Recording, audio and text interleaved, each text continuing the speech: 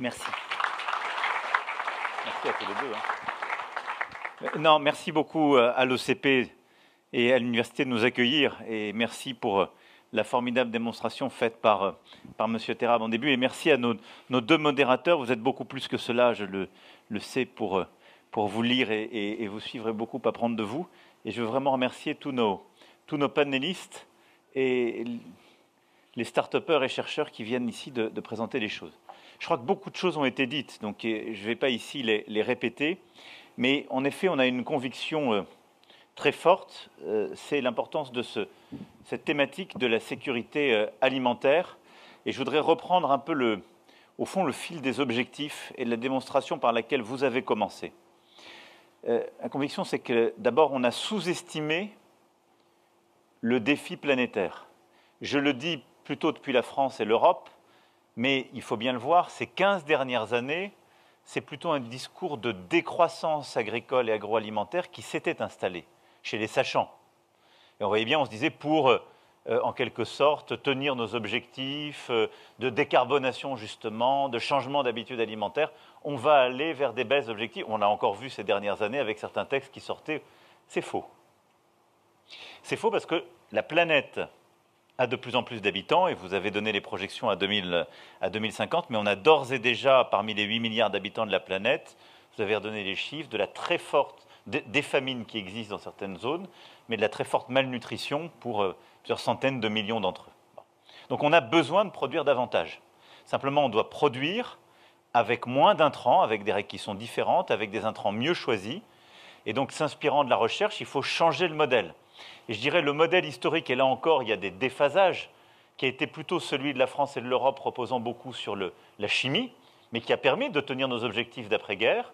Il faut réussir à le muter avec un modèle qui passe plus par, justement, de la robotique, qui passe plus par de la génétique, et qui passe plus par de l'adaptation des modèles hydriques et d'irrigation, et une meilleure connaissance des sols et l'adaptation de ces derniers.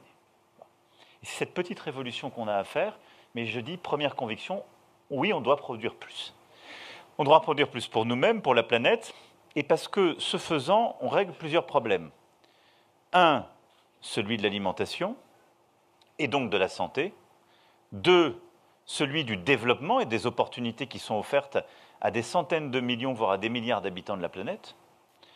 Trois, celui du climat, parce que c'est un objectif, votre projet l'a parfaitement montré, mais qui permet aussi pour partie de la reforestation dans certains endroits et donc de la captation de CO2, parce qu'on va planter là où il n'y a rien, et c'est aussi une stratégie de lutte contre la désertification, et par la séquestration du carbone dans les sols, d'améliorer notre capacité de capture de carbone. Et puis enfin, c'est un objectif, on l'a peut-être moins évoqué dans nos échanges, et c'est normal, de pacification.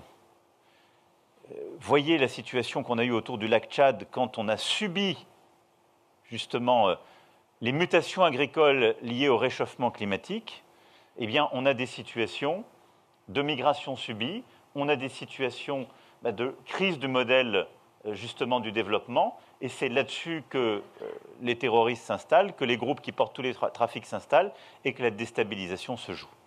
Et cette conviction, c'est celle qu'on essaie de porter au sein de ce qu'on appelle le 4P, le pacte de Paris pour les peuples et la planète, qui est d'abord un partenariat nord-sud, je crois vraiment exemplaire et assez atypique, qui a maintenant près d'1 an et demi, et où on a essayé, il y a une soixantaine de pays signataires, de dire au fond, il n'y a pas un nord qui va dicter au sud ce qu'il faut faire, en lui disant tu dois respecter les objectifs climatiques et renoncer à te développer.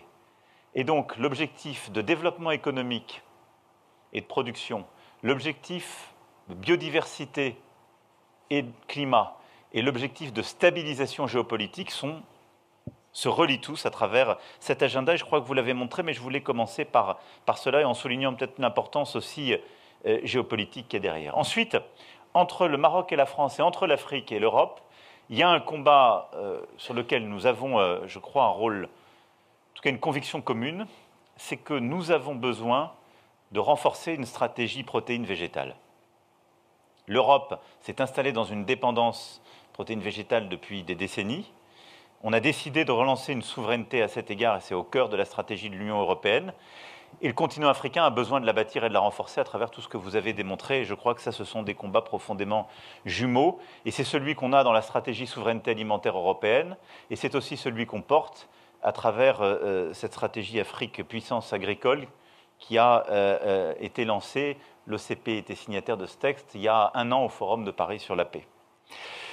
Une fois posé le cadre, je veux remercier tous les acteurs qui sont là. D'abord, vous tous ici présents et les organisations que vous représentez, mais l'IRD, le CIRA, l'INRAE, le CNRS, CIHEAM, qu'on a moins évoqué, mais qui est très important, l'AFD qui porte et qui finance toutes ces stratégies, et puis les acteurs privés, évidemment l'OCP qui nous accueille, mais qui, on l'a vu, est au cœur d'un écosystème, la Fondation Avril qui a aussi beaucoup fait pour porter beaucoup de ces projets, et tous ceux qui sont ici présents, parce que depuis des années, vous avez, à travers vos travaux de recherche, votre action sur le terrain, beaucoup fait pour faire avancer les choses, et je remercie les universitaires des deux rives qui permettent de porter cette ambition. Maintenant, pour conclure de manière opérationnelle, peut-être 4 thématiques transversales et 2 convictions plus géographiques. D'abord, la première, c'est l'eau. Vous l'avez dit, et je dirais avant même les intrants, on a un sujet eau sur lequel la stratégie doit se renforcer. Et moi, j'ai eu l'occasion de le faire ici. Je suis très impressionné par la stratégie du Maroc en matière d'adaptation du modèle. À la fois, les autoroutes de l'eau comme les projets de dessalement urbain sont une stratégie très holistique qui a été adoptée par le Royaume du Maroc. Je crois que nous, on a beaucoup à s'inspirer de cela. Nous avons nous-mêmes lancé une stratégie eau qui est en train de se déployer, qui est très important pour nos agriculteurs, mais qui est aussi très important pour l'ensemble de la population en France qui a à vivre ces transformations. Je le dis avec beaucoup d'humilité. Cette stratégie eau, elle a 1 an et demi, mais elle a été fondée sur beaucoup de projets. Elle est en phase maintenant d'exécution. Il nous faut maintenant bâtir des stratégies plus régionales. Ça va être l'objet du One Water Summit qu'on lance en fin d'année à Riyad, en marge de la COP désertification. Et vraiment, sur ce point, je souhaite qu'on puisse promouvoir complètement ces modèles d'adaptation qui sont ici suivis et le faire en lien avec les chercheurs et les startups, parce qu'en effet, ce sont des sujets de cartographie qu'il faut avoir, d'utilisation des bassins versants et d'optimisation des circuits existants. Et là, le travail entre la recherche publique, académique, entre les États qui ont la capacité de ce travaux d'aménagement, mais aussi des organisations régionales. Si je prends un exemple de notre région, la question du Nil va devenir de plus en plus prégnante. S'il n'y a pas de coopération sur ce sujet entre les États du Nil, ce qui n'est pas le cas aujourd'hui, pour rester pudique, nous n'aurons pas une solution durable sur la question de l'eau et de l'irrigation. Le deuxième élément, c'est celui du développement durable des filières. C'est au fond ce que vous avez parfaitement décrit. Et là-dessus, plusieurs initiatives ont été lancées. L'OCP et le Royaume du Maroc ont une stratégie qui est extrêmement féconde, et vous l'avez développée dans beaucoup de pays, vous l'avez montré. On a essayé, je dirais, de l'accompagner avec ce qu'on a appelé FARM, qu'on a lancé au début de la crise liée à la guerre en Russie. Pourquoi ? Parce qu'on a vu que beaucoup de pays étaient dépendants des engrais et des intrants venant de cette région. Alors, vous êtes un acteur alternatif. On a quelques acteurs au Nigeria qui sont alternatifs, même si je constate que les quelques acteurs africains, l'OCP fait exception à cet égard, produisent en Afrique, mais exportent la plupart du temps, pour rester poli et pudique, parce que c'est plus rentable de les exporter au Brésil, où les filières sont plus matures, que de les utiliser sur le continent africain. Et donc la construction de filières durables, quand on est encore dans de l'informel, est très difficile. Et donc ça, c'est tout ce qu'on a essayé à faire avec le FIDA, mais avec aussi les structures de chaque pays, parce qu'au fond, c'est construire, je dirais, le système agricole primaire dans chaque pays. Et si on n'a pas ce système agricole primaire qui se structure, qui se sédimente, on peut dire tout ce qu'on veut.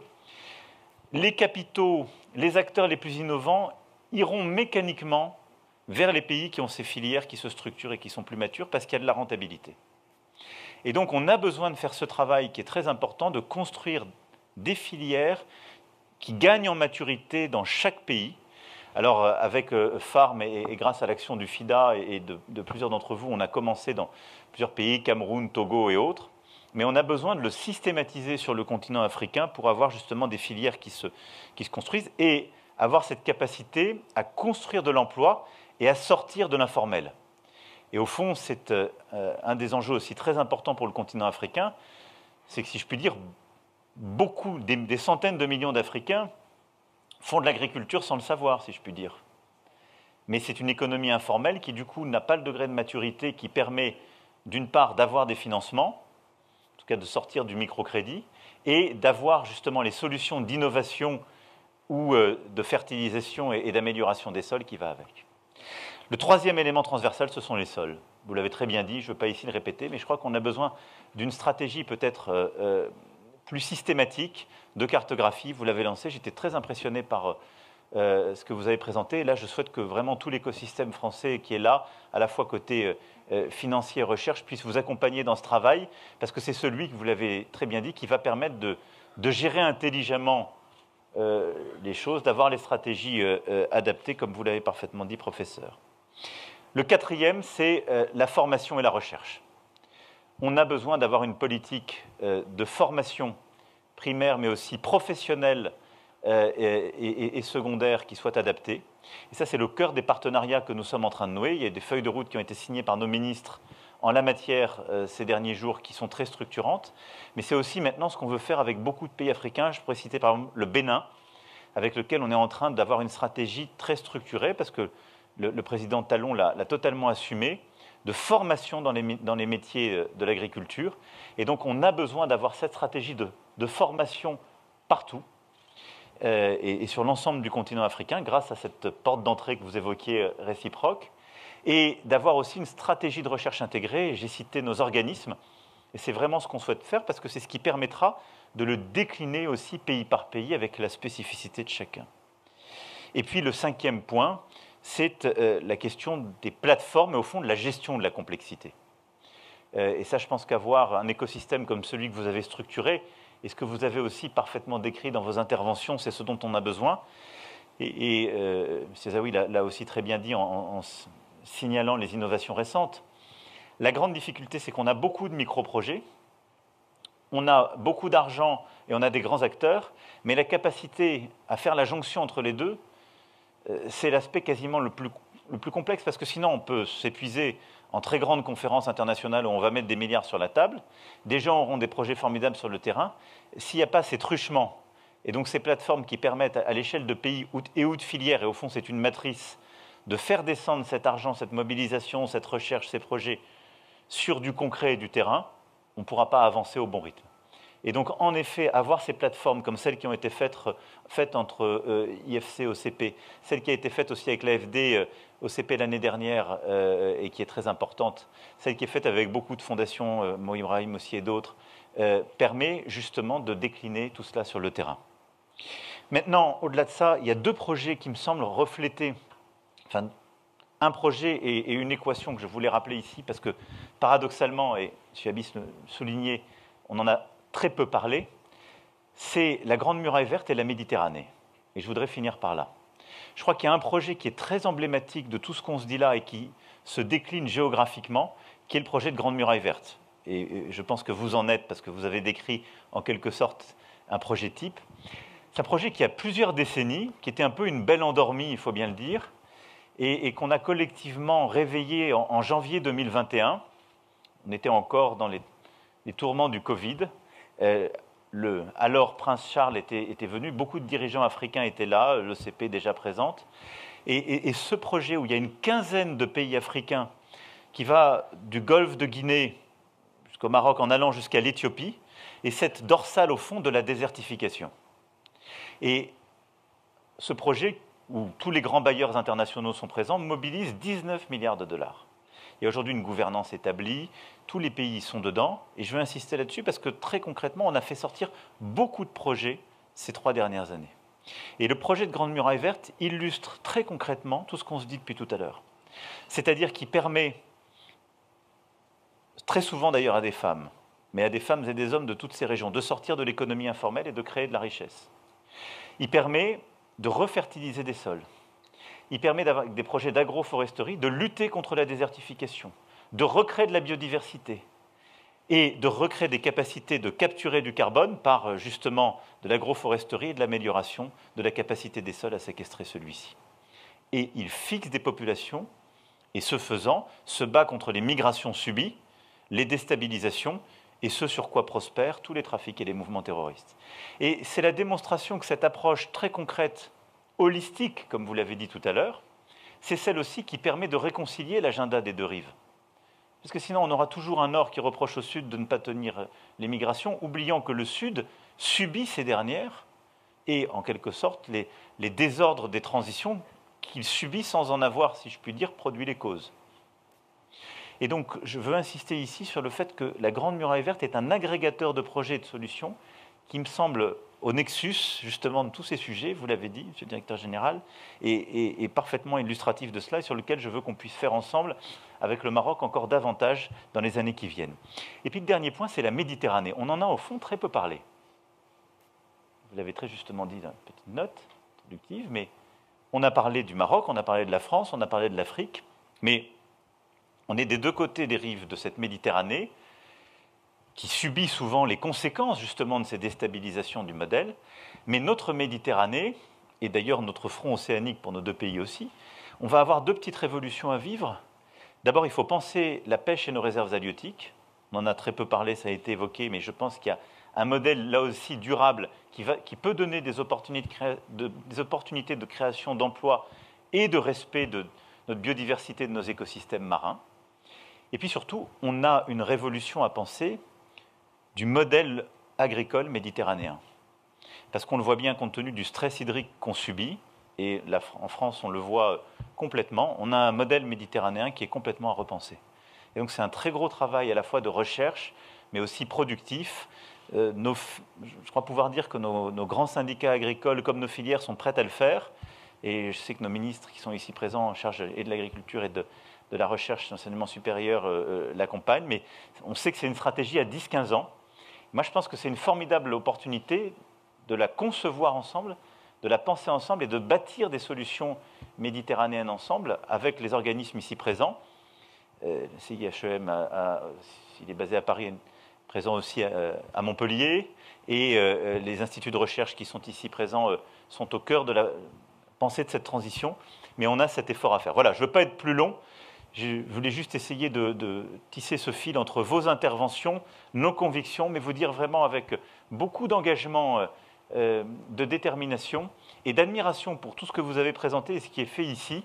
La France souhaite être un partenaire dans la durée de cette souveraineté agricole pour l'Europe, pour le continent africain, mais aussi compte tenu de tous les enjeux qu'il y a derrière ce sujet.